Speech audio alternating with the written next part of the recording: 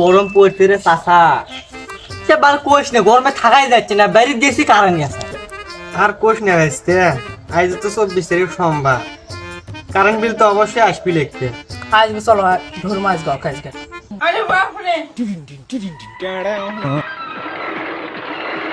ভাই জীবনে দান কেউ কানতে চাকরি না নাই ভাই।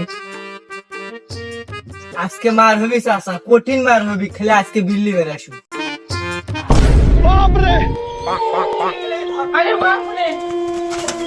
ভাই জীবনে জীবনে করবো না।